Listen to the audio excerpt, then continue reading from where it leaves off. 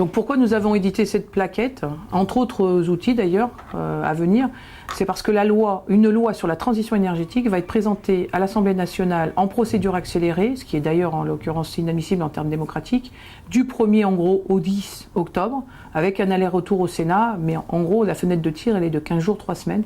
Donc il y a un enjeu fort à ce que les citoyens en général, les salariés, que ce soit de nos entreprises, mais y compris les salariés par exemple, de la métallurgie, puisque l'industrie est très impactée forcément par la dimension énergétique.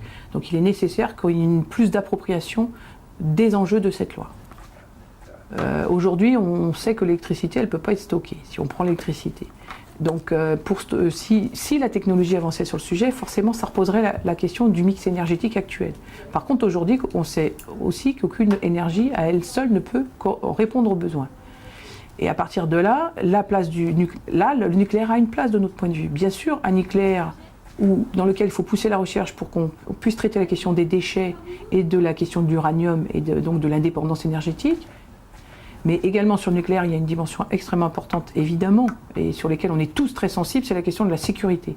Et aujourd'hui, nous, la CGT en France, sur ces questions de sécurité, on porte fort d'abord le rôle de l'ASN et de l'IRSN, qui sont des organismes d'expertise, de contrôle, qui permettent de garantir, et qui sont indépendants, qui permettent de garantir cette sécurité.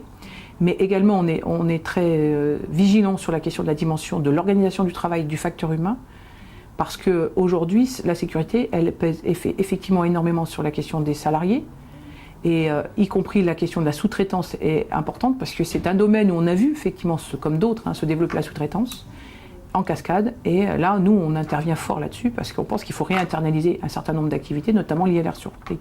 Et effectivement, elle est dépendante des salariés. Nous, on le dit sur le nucléaire, la CGAT, la fédération, elle n'est pas militante d'une technologie. Aujourd'hui, aucune source d'énergie, aucune technologie ne peut à elle seule répondre aux besoins. Demain, ça sera peut-être différent. Mais aujourd'hui, elle ne peut pas. Donc, on a toujours dit, y compris que les salariés, c'est les premiers qui diront, si leur outil de travail est dangereux, c'est les premiers qui le diront. Et ça, c'est important de le noter.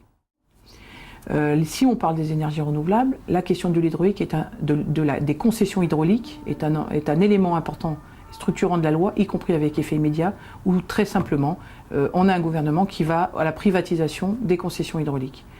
Et alors que c'est contradictoire, y compris au développement des ENR, mais y compris à ce qu'on se dit sur la recherche de technologies pour faire évoluer le mix énergétique, puisque l'hydraulique, dans l'hydraulique, on a une technologie qui est ce qu'on appelle les STEP, les stations de pompage, qui permettent, eux, de stocker l'électricité.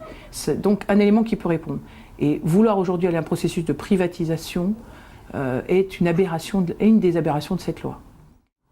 Donc en termes de perspective de convergence d'action, nous travaillons, donc la Fédération Mines-Énergie, la Fédération Métallurgie et les autres fédérations de l'industrie, à organiser des initiatives d'action convergentes, bien sûr, sur les questions d'emploi industriel, sur la question de la localisation de l'industrie, sur la question du développement de l'industrie, sur les questions énergétiques, de fait, pour des perspectives fin d'année 2014, début 2015.